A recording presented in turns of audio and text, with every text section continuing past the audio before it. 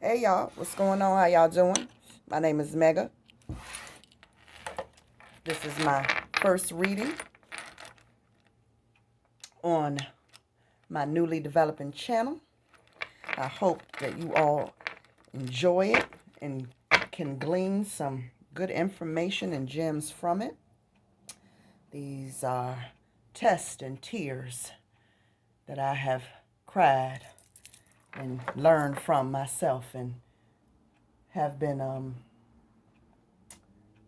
called upon by the great guardians and guides and ancestors that went before me to share some of my wisdom and part some of the things that I have gone through as a part of my own healing journey. So, in my obedience to my source and guides, I am doing what I was told to do, which is to do a reading. I am an intuitive reader of the tarot cards and oracle cards. So what messages come out are just that, the messages as they are given to me by my guides and my guardians. So again, I hope that something in this message reaches somebody and is a help to you in your own healing journey in some way. So I'm going to go ahead and get started. I am an avid herbalist. So if you hear me token, that's exactly what I am doing. I'm a firm believer in the herbals and remedies of all natural nature, and I use it as a conduit and way of channeling to my guides and guardians and a way of receiving my downloads. So if smoking bothers you, I do admonish you to possibly find another channel, because this is my ritualistic way of talking to my own ancestors and my own guides and my own peoples on the other side. So again, I'm going to go ahead and get started. Let's see what thus saith.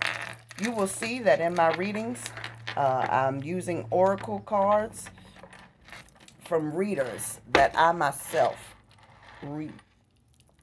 listen to a lot of their tarot readings on their channels.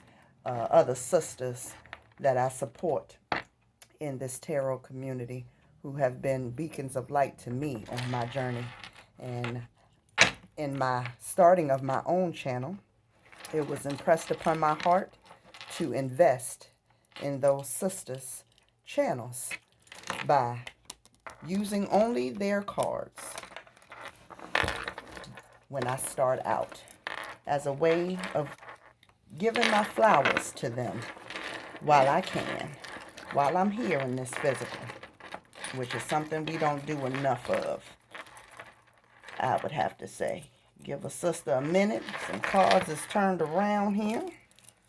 We want to get them on the right side of Mystic Bees Tarot. If you have not subscribed to Mystic Bees, Mystic Beauty is her name, her channel. I definitely suggest that you go over and check her out. She is an awesome intuitive reader who has truly helped a sister out on my own path and journey. Although the sides of these cards is getting the sister slightly confused, I don't understand it, y'all. It's a struggle over here for a sister, okay? One side going one way and the other side going a whole other way. Let me get it together here, y'all, first. All right. Took a while, but we got it. One thing you will know about me is that I do a lot of music and movies and a lot of my dialogue. I'm an avid listener of music and movie connoisseur, so that's something that you will hear oftentimes. So again, I'm starting out with Mystic Bees Twin Flame and Twin Flame Conversations and Secrets Oracle deck. So this is going to be short and sweet.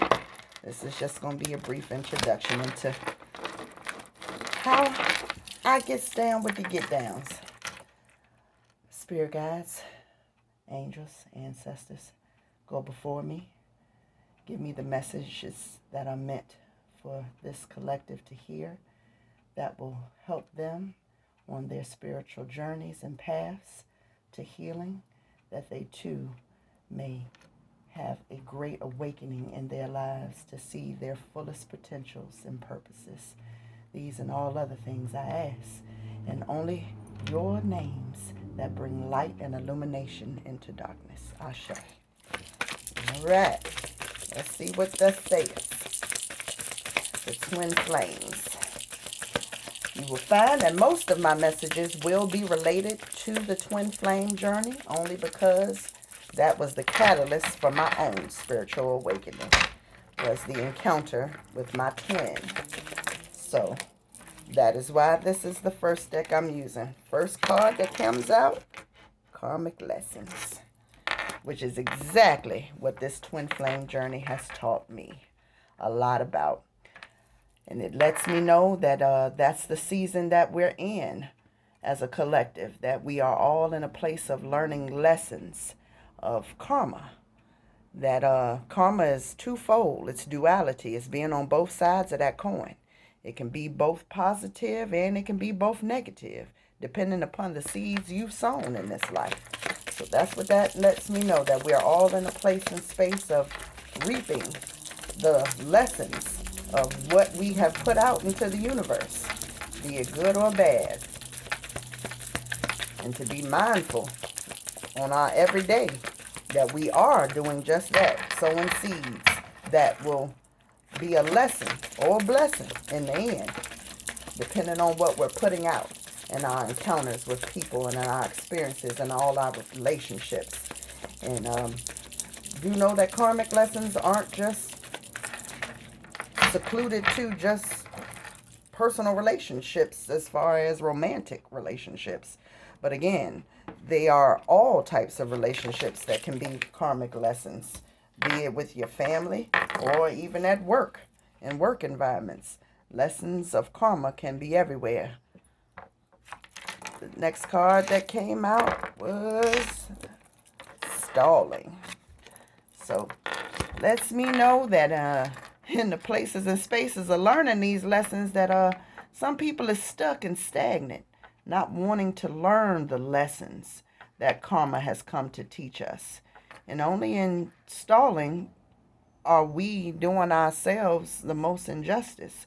It's kind of self-sabotaging in a way, not to listen to our guides and guardians when they are telling us to shed, previous old ways of being, or let go of people that no longer serve us and that we put it off. And only thing we're truly putting off is the new beginning that can bring us the greatness that we really seek.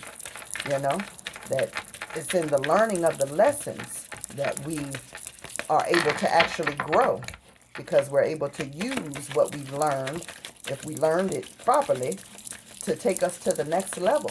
And whatever we learn is probably going to be most useful to us to keep us moving forward in that next level that we have ascended to.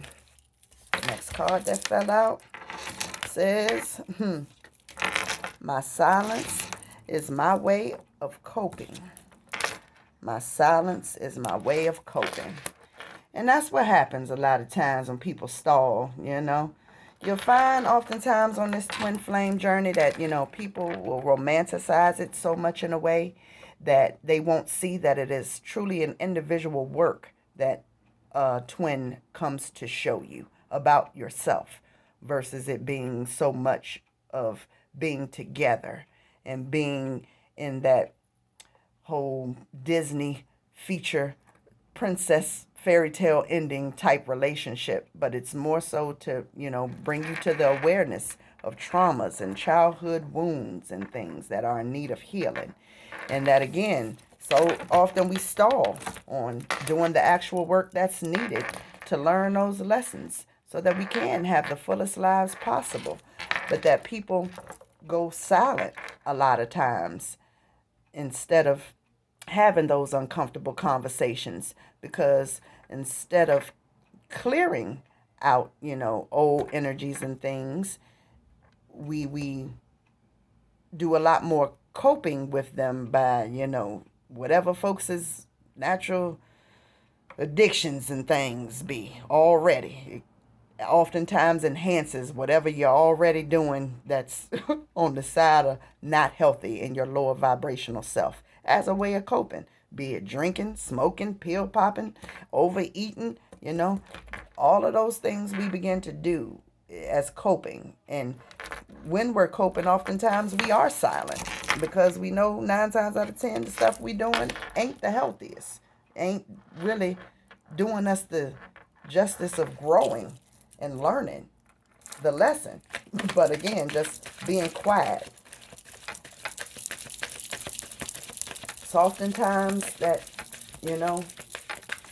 when we are in the season of learning lessons and things, and if we are going to be silent and cope, that we should be doing those things that uplift us, to ground ourselves more. Journal those thoughts and things that keep ruminating so that you can see more clearly the things that Spirit is saying to you and wants you to glean from what you experience. Because as rough as stuff is, Spirit doesn't take us through things just for us to be miserable in it. It's oftentimes to do just that, show us ourselves so that we can move to the next level that will be greater for us. Next card that came out says, eye contact was when I knew you found me. I wasn't ready. I thought I had more time, so I ran. That's deep there. Eye contact was when I knew you found me. I wasn't ready. I thought I had more time, so I ran. Speaks exactly to what happens in this twin flame journey of runner chaser. That's oftentimes what this journey ends up being a lot of. A runner and someone chasing. And not in the sense that most people think of, somebody chasing after you, being a bugaboo and things of that nature, but more so people chasing after you to hold up that mirror to yourself so that you can see those flaws and imperfections and things that you yourself may have seen glimpses of. But again, it's when we encounter our twin that it is so clear and evident to us that our mirror is being shown to us of those places that we have suppressed and repressed that we really need to do our healing work on. And in our encountering of our twins, it is a very electrical, magnetic type of feeling that you have. It is a knowing that you have that can't be explained in words to people who have not had the experience. It seems very fictitious and fanciful almost when you try to articulate it to people.